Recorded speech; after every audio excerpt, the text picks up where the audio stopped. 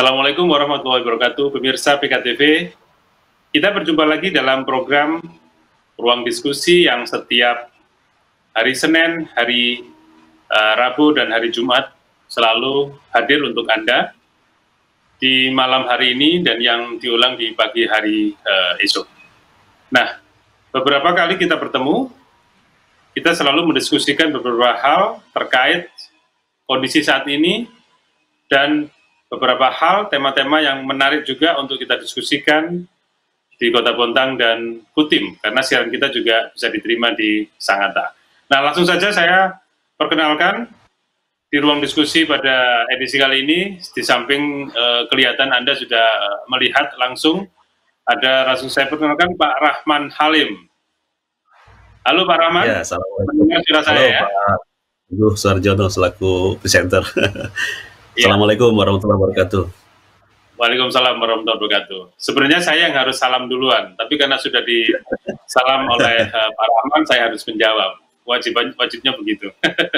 Ini urusan PKTV, Pak Rahman juga biasa sebagai host atau moderator di beberapa channel YouTube dan beberapa darling yang sudah sering dilakukan. Jadi ini sekarang presenter lawan presenter ini, kalau pemirsa melihatnya, ya kurang lebih begitu.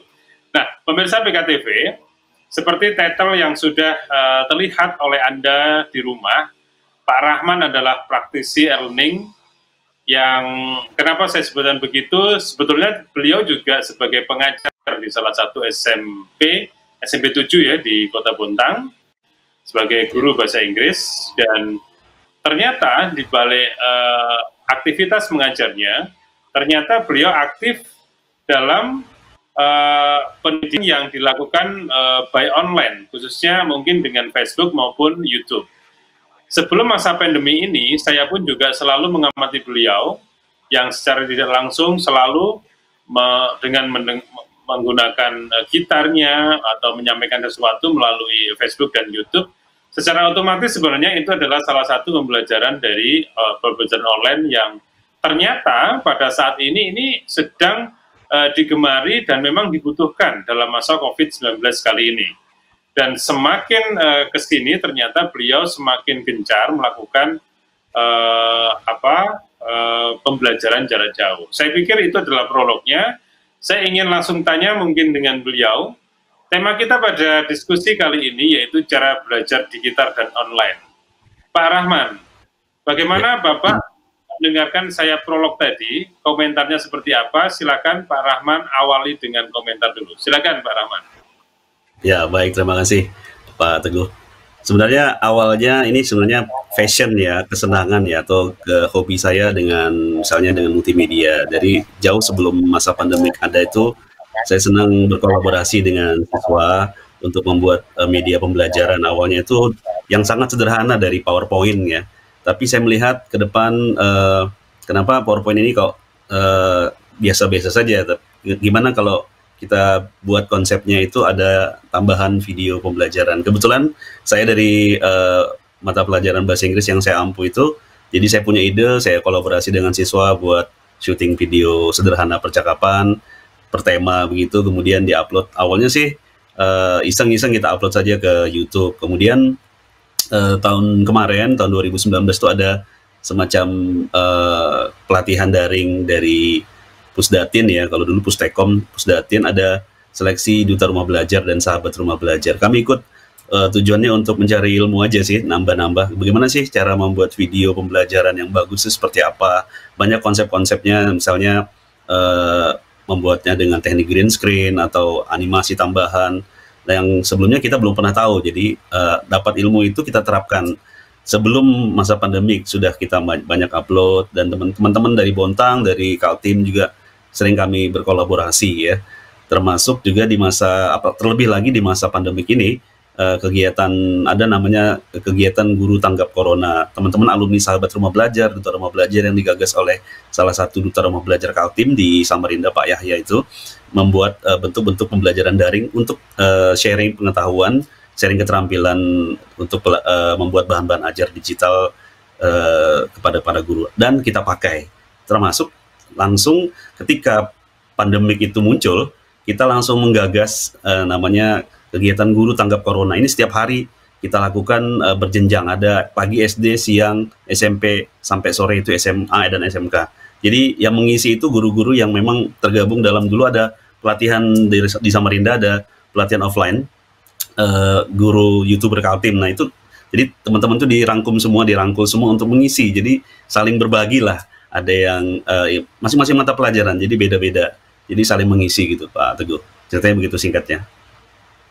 Ya, Pak Rahman luar biasa. Pak Rahman, pada saat itu media apa yang dipakai Pak Rahman untuk mempublish karya-karya Pak Rahman itu? Atau Pak Rahman menggunakan apa yang bisa digunakan untuk itu? Ya, baik.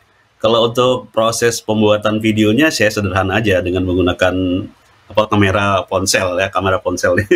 Ya, kamera ponsel dulu kan jadul ya, ada dengan keterbatasan resolusi dan berkembang terus.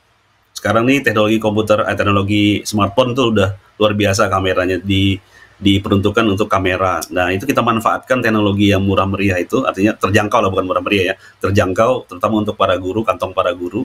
Kita manfaatkan itu. Kemudian untuk editing, proses editingnya ya ada sekarang nih banyak nih yang bisa menggunakan smartphone, bisa menggunakan laptop berbasis PC gitu kan, yang sederhana dan ringan bisa kita manfaatkan. Dan hasilnya bisa, kalau untuk siswa sendiri saya pakai untuk ngajar di dalam kelas, dan saya beritahu ini juga saya upload ke channel YouTube saya, di salah satu channel saya masukkan, saya kumpulkan sebagai playlist sehingga siswa yang mungkin ingin belajar lagi di rumah bisa memutar ulang. Jadi sifatnya on demand ya, ada belajar langsung, ada on demand. Kemudian kesini-sininya teman-teman dari guru tanggap corona itu membuat semacam kegiatan belajar online lagi. Nah kita bergantian mengisi, kadang jadi moderator, kadang jadi presenter, mengisi materi yang kita bisa, dan diperuntukkan untuk siswa dan juga untuk khalayak luas yang suka nonton YouTube sebagai pemirsanya gitu Pak Teguh. Ya luar biasa Pak Rahman, memang punya beberapa keahlian di multimedia. Termasuk juga lama di dunia broadcast. Kira-kira Pak Rahman, dengan apa yang disampaikan Pak Rahman tadi, guru-guru yang lain, Pak Rahman punya keyakinan sebenarnya mereka juga bisa sebenarnya melakukan hal yang sama ya. Bagaimana menurut Pak Rahman dengan SDM guru di Bontang ini? Apabila mereka ingin mengikuti harus online gitu, bagaimana menurut Pak Rahman?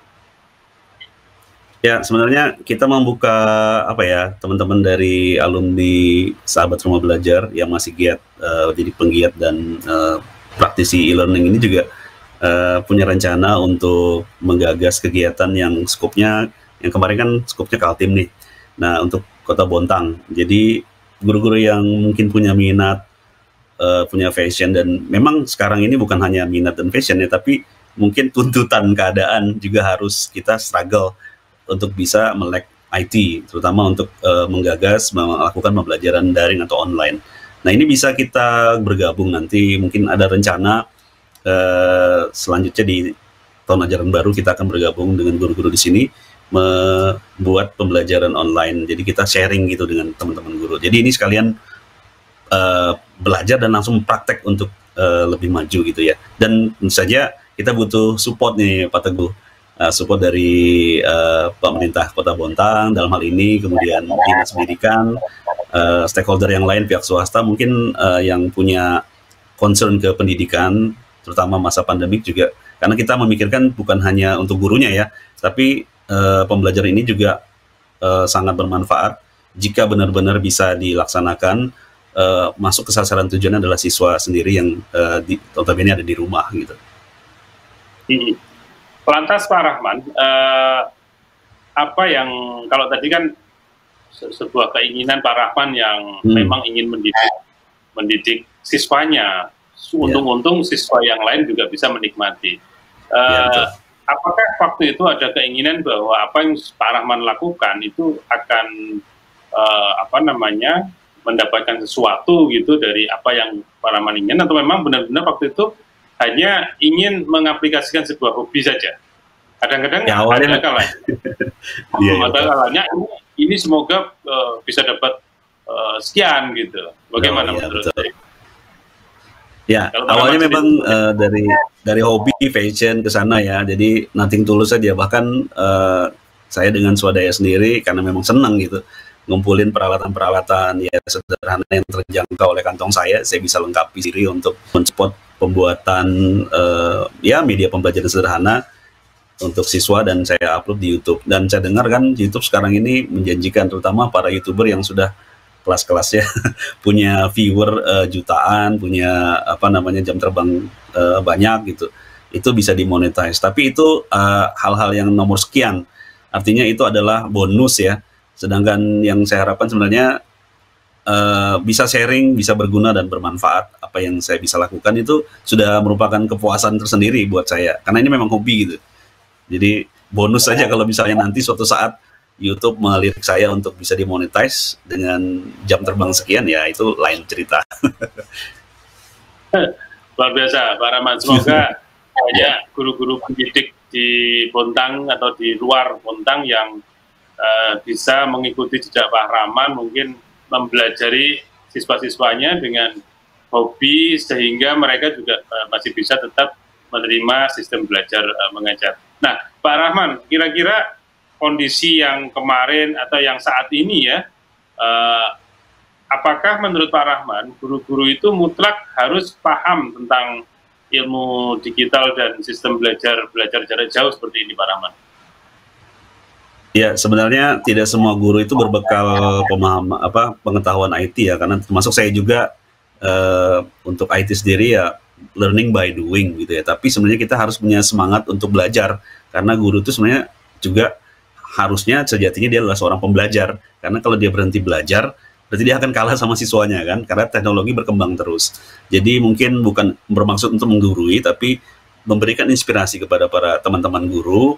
Syukur-syukur kita bisa bekerja sama, kolaborasi lebih asik gitu ya, bisa untuk terus semangat untuk belajar. Jadi ilmu IT ini sekarang kan bisa kita pelajari tutorialnya. Sekarang ini era tutorial, Mas Teguh.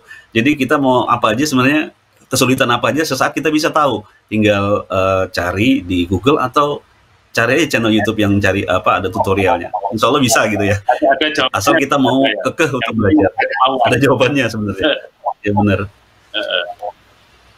Ya, terus Pak Rahman, pada saat ini sudah mulai memproduksi dan saya melakukan itu yang dilakukan oleh Pak Rahman sekarang, yaitu bergabung di sebuah rumah belajar streaming kalau nggak salah. Bisa diceritakan itu, ya, seperti apa konsep yang sudah dilakukan atau yang Pak Rahman sendiri lakukan, seperti apa itu? Ya, baik. Rumah belajar streaming itu salah satu channel yang digagas oleh Pak Muhammad Yahya dari Samarinda. Beliau itu salah satu duta rumah belajar tahun 2018 yang mengumpulkan kita, mengkoordinir untuk membuat sebuah channel, sebenarnya channel pribadi beliau, tapi dibuat namanya Rumah Belajar Streaming untuk membedakan dengan rumah belajar yang punya di pusat ya, punya Pusdatin.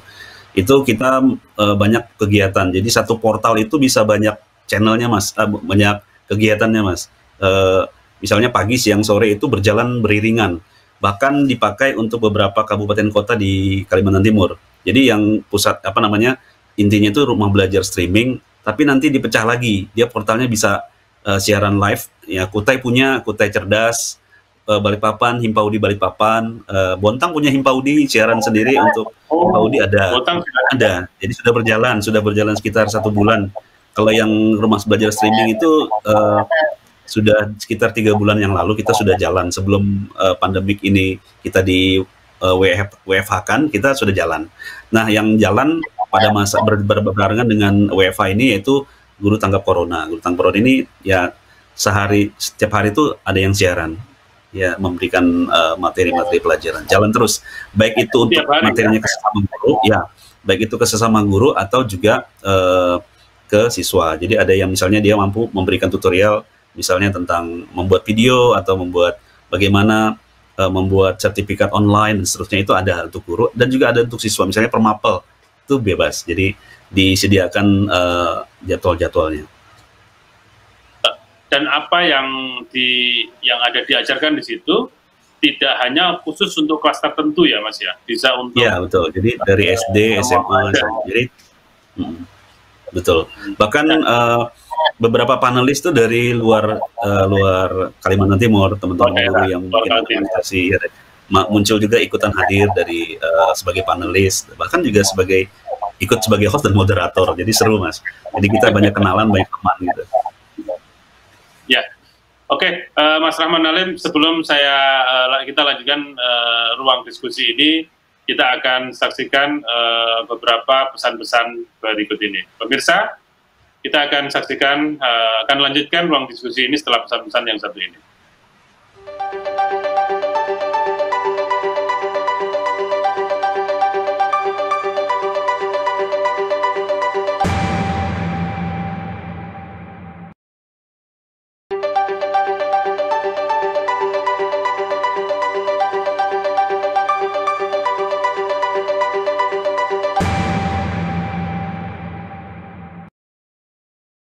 Baik pemirsa BKTV, kita masih di ruang diskusi. Pada edisi kali ini, seperti tadi, sebelum segmen pertama kita sudah membahas banyak dengan tamu kita pada edisi kali ini, yaitu Pak Rahman Hakim, Pak Rahman Halim ya. Beliau adalah praktisi e-learning yang tadi sudah banyak saya ceritakan, awalnya sebagai hobi saja, namun karena beliau adalah seorang pengajar di salah satu sekolah di SMP 7 Bontang ya, sehingga hobi yang sudah berjalan itu terus dilakukan, dan saat ini di masa COVID ini ternyata menjadi tren. Dan beliau melanjutkan dengan kelompok-kelompoknya yang saya sedikit mengenal, ada rumah belajar streaming. Nah, saya tadi di terakhir sebelum pesan saya bercerita tentang itu, mungkin saya lanjutkan lagi dengan Pak Rahman. Pak Rahman masih bisa mendengar saya ya? Ya. Ya? Ya. Oke. Ya. Pak Rahman, bagaimana kelompok-kelompok yang Rahman bentuk atau yang dibentuk oleh teman-teman Pak Rahman, tadi disebutkan Pak Yahya dan kawan-kawan, salah satu yang bisa diberikan kepada anak-anak itu agar anak-anak tidak bosan atau tidak jenuh. Mungkin kita awali dulu di situ, bagaimana cara para guru melakukan pembelajaran jarak jauh sehingga mereka menginginkan atau berharap anak-anak tidak jenuh. Bagaimana menurut Pak Rahman? Ya, sebenarnya kita dari pembelajaran daring ini juga mau tidak mau harus mengadopsi konsep pembelajaran siswa aktif ya, atau active learning. Nah, jadi sedapat mungkin materi pembelajaran kita itu step-stepnya juga seperti memindahkan, mentransformasikan kegiatan di dalam kelas ke dalam bentuk daring. Misalnya gini, tidak melulu misalnya guru memberikan materi bentuknya ceramah, misalnya saya ngomong gitu kan bosan. Tapi di sela-sela itu kita coba berinteraksi dengan siswanya, misalnya membuat sebuah tambahan game. Nah, itu bisa dimunculkan, dan banyak sekali aplikasi game yang bisa dimanfaatkan oleh para guru, sehingga ketika pembelajaran itu sinkronus atau live atau daring berlangsung online, itu siswa bisa juga berinteraksi. Simpelnya misalnya itu kan tergantung tingkatan siswa ya, ada yang SD, SMP, SMA, tergantung kemampuannya. Kalau SD misalnya cara yang mudah misalnya kita membuat siswa itu agar ranah afeksi atau kebutuhan sosialnya juga terpenuhi, karena daring ini kan kita nggak bisa ngontrol langsung nih Pak Teguh ya, karena kita hanya satu arah, terus kita hanya bisa melihat lewat layar. Tapi sebenarnya apa yang dirasakan siswa itu beda ketika pembelajaran tatap muka. Nah, sehingga pada titik-titik tertentu kita coba memberikan tugasnya sebenarnya sesuai dengan anjuran Bapak Menteri Pendidikan dan Kebudayaan, jangan membebani siswa di saat pandemik ini, apalagi membuat misalnya disuruh siswa merangkum saja, itu kan jenuh gitu ya. Tapi membuatlah mereka bisa berkreativitas, misalnya menggambar. Sebelum menggambar, mereka mempresentasikan gambar mereka itu seperti apa, atau mereka berkarya seni, menyanyi, mengcover lagu bisa juga, atau misalnya mereka membuat video sendiri ya, video misalnya mereview bagaimana atau memberikan ulasan tentang bagaimana protokol kesehatan, cara mencuci tangan. Itu kan mereka langsung terlibat, ada unsur emosionalnya muncul di situ. Jadi itulah yang membuat sebenarnya harusnya kita lakukan sehingga siswa tidak merasa bosan pada saat kita deliver materi pelajaran. Jadi tidak melulu materi pelajaran, sebenarnya boleh yang lain, misalnya seperti saya buat tutorial membuat video pembelajaran atau mengedit dengan menggunakan ponsel, kan siswa kan seneng tuh, oh iya kebetulan ini diperlukan. Nah jadi itulah yang bisa membuat pembelajaran kita jadi menarik, tidak melulu materi yang ada di dalam teks buku gitu ya. Kalaupun teks buku kita buat semenarik mungkin, gitu, melibatkan siswa. Tentunya dengan pemahaman konsep, karena gini, sebelumnya saya mundur dulu.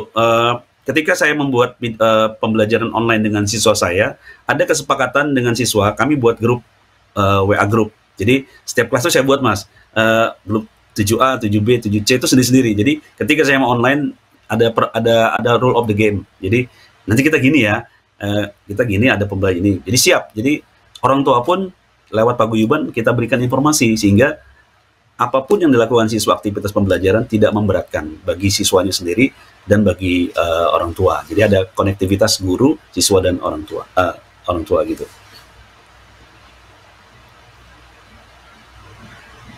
Yang sudah dilakukan itu ternyata bisa lebih nyampe ke siswa ya. Tapi tadi sedikit disampaikan bahwa sebenarnya siswa pun kita juga tidak bisa memantau terus ya. Artinya betul. Itu tingkat keberhasilannya kan masih belum bisa kita lihat ya. Kadang-kadang ada anak yang biasanya kurang, ternyata dengan ini dia unggul. Apakah itu dibantu oleh orang tuanya? Kan nggak tahu. Bagaimana guru menilai hal itu? Atau pengajar bisa tahu bahwa sebenarnya apakah ini dibantu orang tua atau seperti apa, itu gimana itu cara menilainya itu, Pak Rahman? Iya betul. Sebenarnya guru tuh punya intuisi ya. Jadi ketika masuk kelas, sebenarnya ini seorang guru yang bagus itu dia harus mengenal siswanya. Jadi kenal person to person, walaupun tidak hafal semuanya, tapi dengan melihat karakternya udah tahu. Jadi karena sudah jadi kegiatan sehari-hari, sehingga lewat misalnya saat memberikan tugas gitu ya, saat memberikan tugas tentunya hasil tugas itu kita udah tahu ini sebenarnya dibantu apa tidak. Nah jadi seperti itulah kira-kira guru menilai. Jadi sifatnya sih subjektif ya, jadi tapi memang ada penilaian tugas itu harus ada ada semacam kriteria penilaian. Jadi itu yang sebagai rambu-rambu supaya kita tidak salah dalam memberikan penilaian atau asesmen kepada siswa. Oke, Pak Rahman, tema kita kan cara belajar digital atau online ya. Ada kalanya siswa itu atau mungkin masyarakat sekitar yang ingin ikut belajar gitu, ada keterbatasan jaringan. Kira-kira menurut Pak Rahman bagaimana mengatasi hal-hal seperti ini, Pak Rahman? Ya, itu salah satu kendala ya. Sebenarnya banyak hal yang kita temui di lapangan. Misalnya kita sudah mempersiapkan materi online, ternyata tidak semua siswa dalam kelas itu bisa mengakses apa yang kita berikan. Sehingga kita berikan plan B atau alternatif. Misalnya dia hanya punya smartphone satu, dipakai oleh orang tuanya. Pada saat kita mau online, orang tuanya bekerja dan dipakai. Kita berikan alternatif waktu. Jadi sifatnya bukan sinkronus online live, tapi penugasan. Jadi di jam lain ketika HP-nya bisa dipakai, dibantu oleh orang tua, dipinjemin gitu. Jadi kita bisa berikan pada jam itu. Jadi memang tapi tidak semua ya. Ini pengecualian dan ini memang keringanan karena ini masa pandemi. Kita nggak bisa memaksakan karena kondisi orang tua juga kita tahu dalam hal ekonomi juga kita mengalami banyak kesulitan ketika pandemik ini kita harus karantina, PSBB dan sebagainya. Jadi banyak kegiatan-kegiatan ekonomi yang mungkin orang tuanya di sektor-sektor tertentu tidak bisa seperti di luar masa pandemi, pendapatan dan sebagainya berkurang. Sehingga itu mempengaruhi sarana dan prasarana belajar di rumah. Jadi kita sebagai guru harus paham, plan B pun harus dilaksanakan. Ketika itu juga tidak bisa, tidak ada akses sekalipun dengan ponsel, dengan smartphone yang sudah bagus, ataupun bahkan dengan HP biasa saja tidak bisa, maka kita berikan plan B. Misalnya kita berikan materi berupa print out. Ya semacam LKS lah, tapi lembar kerja siswa, tapi tidak langsung satu buku. Misalnya dalam minggu ini kita kasih. Jadi siswa boleh datang atau malah kita antar ke rumah. Tapi jarang yang seperti itu ya. Jadi minimal dia mengerjakan terus dipoto, diupload ke WA. Jadi bisa itu untuk sebagai penilaian seminimalis mungkin. Jadi pemikiran besarnya adalah kita bisa belajar online, tapi kalau toh ada siswa yang tidak mampu mengakses dengan keterbatasan sarana, maka baik itu gadgetnya tidak ada ataupun jaringan, di luar jaringan, maka kita berikan keringanan untuk bisa tetap belajar dengan cara-cara konvensional, tentu dengan mengindahkan protokol kesehatan, karena kita nggak bisa juga langsung setiap hari ketemu siswa. Itu Pak Teguh.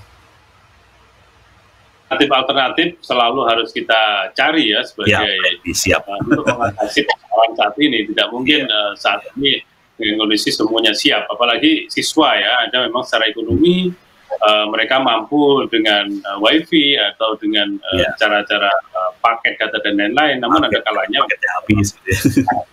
Iya, paketnya habis, apalagi kalau disupport oleh peralatan ya, HP-nya juga bisa, jadi sehingga guru pun juga punya cara lain sebagai plan B yang mesti harus dilakukan. Nah, ada nggak harapan kepada dari pengajar yang mewakili pengajar yang lain? Bagaimana pemerintah memberikan solusi, bagaimana perusahaan mungkin juga memberikan solusi saat ini, mungkin dari pemikiran Pak Rahman dan mewakili guru, ini bisa menjadi alternatif pilihan agar anak-anak juga masih bisa melakukan pembelajaran.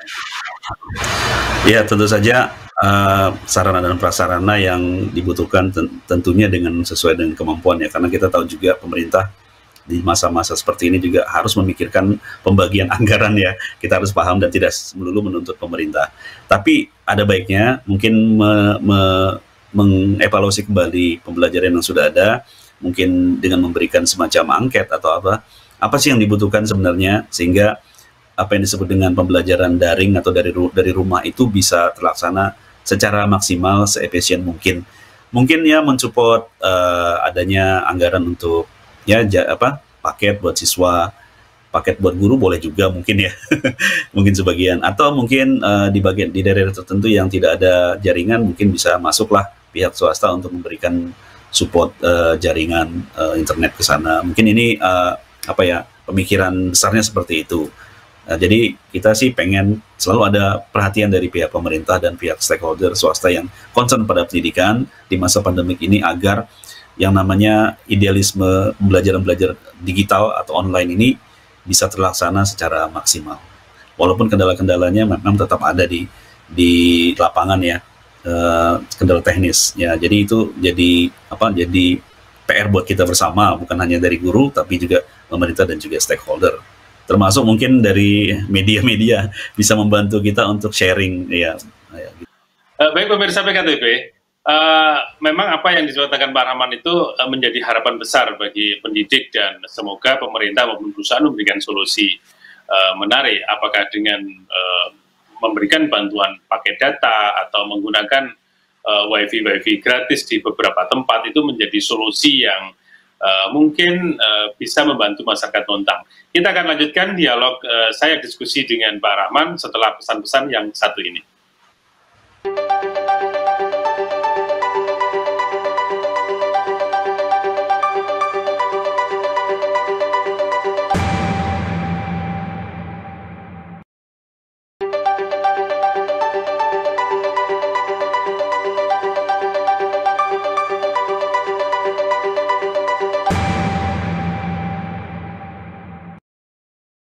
Baik pemirsa, masih di ruang diskusi kita sudah 2 sesi kita lakukan tadi, dan sesi terakhir mungkin saya akan mencoba menanyakan kembali kepada Pak Rahman, berdiskusi kembali dengan Pak Rahman, karena ruang diskusi ini kita sharing ya untuk pengetahuan masyarakat, dan siapa tahu memang Pak Rahman yang sudah melakukan ini bisa memberikan sebuah formulasi-formulasi tentang pendidikan yang ada di Bontang. Nah, sekarang bagaimana saya ingin mengembalikan Pak Rahman, seperti apa yang tadi kita bincang-bincang lagi di sesi terakhir kali ini. Masih ada beberapa guru yang terkendala dengan pengetahuan maupun dengan sarana. Tapi Pak Rahman tadi sudah memberikan satu cara yang mudah, meskipun dengan HP. Saya ingin mengulang kembali bagaimana cara termudah kira-kira Pak Rahman agar seorang pendidik itu bisa memberikan sistem yang nyaman, tips-tips maupun apa, sehingga mereka tetap bisa melakukan belajar mengajar. Baik, iya, terima kasih Pak Teguh. Jadi kan pembelajaran daring ini ada dua. Sebenarnya kita kenal dengan satu sistem sinkronus, yaitu belajar langsung live gitu ya, seperti streaming.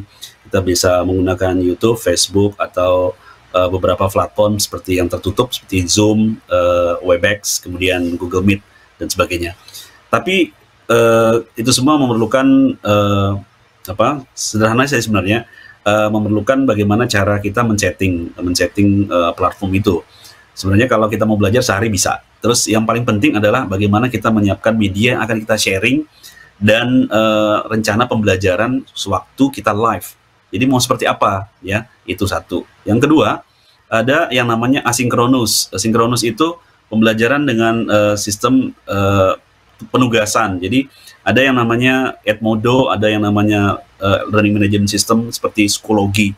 Guru menyiapkan berbagai persiapan pembelajaran di situ, dari rencana pembelajaran, materi pembelajaran, daftar hadir, bahkan sampai kuis, penugasan, dan juga bahan evaluasi ada di situ semua.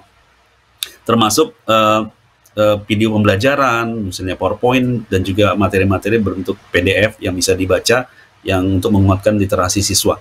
Itu bentuknya asinkronus, itu bisa diakses dengan smartphone saja bisa. Jadi guru bisa menyiapkan itu. Tentunya dengan ya mau belajar ya, mau belajar. Kuncinya mau belajar. Sekali lagi kuncinya mau belajar. Atau juga dengan yang paling sederhana dengan menggunakan WhatsApp. WhatsApp sendiri atau WA sendiri bisa digunakan untuk pembelajaran live. Misalnya video call bisa maksimal 6-8 orang. Nah, itu bisa kita manfaatkan untuk kelas-kelas kecil. Apalagi dengan kelas kecil tentunya perhatian kepada siswa asik tuh, lebih dekat kita. Nah, itu bisa kita manfaatkan untuk walaupun hanya sekedar ngobrol, walaupun hanya sekedar bertanya jawab, tapi materi kita bisa sampaikan dengan cara diskusi. Itu bisa paling sederhana. Jadi tidak ada kesulitan sebenarnya kalau kita ingin mencari jalan, atau kita ingin ada keinginan untuk terus belajar. Itu saja sih sebenarnya tipsnya. Jadi kalau untuk teknisnya kan tentunya ada ruang tersendiri ya. Misalnya kita mau belajar bagaimana cara membuat video, bagaimana mengedit suara, bagaimana menyiapkan materi pelajaran, itu ada waktunya panjang, ada sesi tersendiri, sesi pelatihan, sesi workshop. Tapi tipsnya yaitu mau untuk belajar. Benar sekali. Saya juga baru sadar ternyata apa yang Pak Rahman tadi sampaikan, ada banyak ruang sebenarnya bisa kita lakukan. Iya, betul.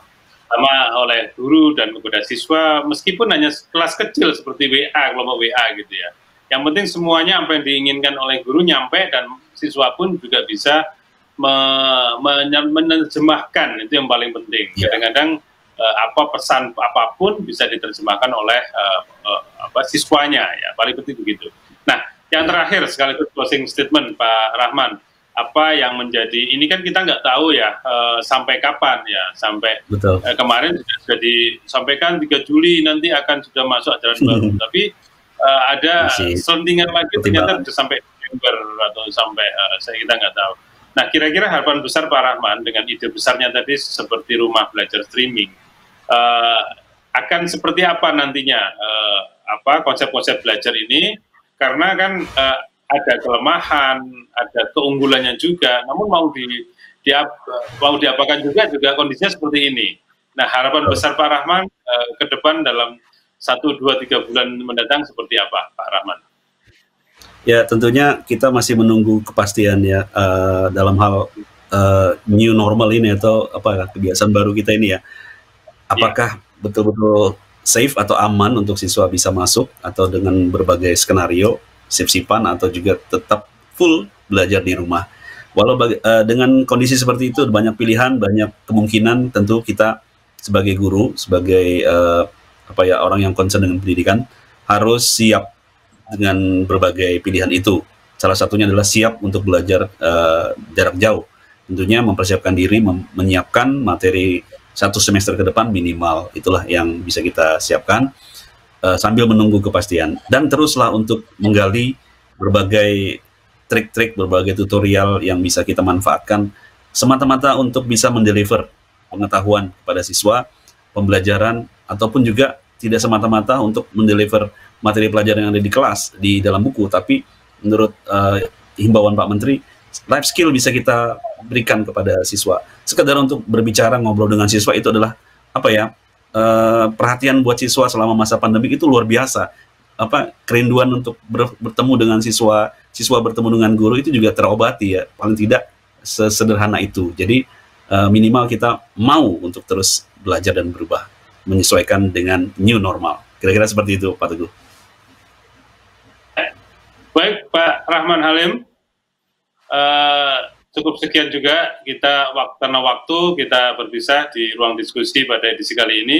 Luar biasa apa yang diberikan Pak Rahman Halim, dan pada diskusi kali ini sangat bermanfaat bagi saya sendiri dan bagi pemirsa yang di rumah.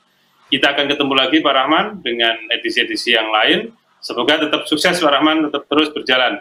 Ya, terima kasih Pak Teguh dan pemirsa. PKTV, demikian bincang-bincang kita, diskusi kita pada ruang diskusi pada edisi kali ini. Ilmu-ilmu yang seperti Pak Rahman lakukan tadi, meskipun pada COVID Corona nanti sudah mulai menurun, tapi cara-cara seperti Pak Rahman ini akan terus dilakukan pada masa-masa yang akan datang, karena ini adalah teknologi masa kini yang semua guru-guru ya harus bisa dan harus melakukan hal seperti ini, karena ini adalah teknologi masa depan yang semuanya harus akan kita lakukan pada masa yang akan datang. Saya Teguh Suharjono, mewakili seluruh kerabat kerja PKTV, pamit undur diri. Kita akan ketemu lagi dalam ruang diskusi pada edisi yang akan datang. Terima kasih, selamat malam. Waalaikumsalam warahmatullahi wabarakatuh.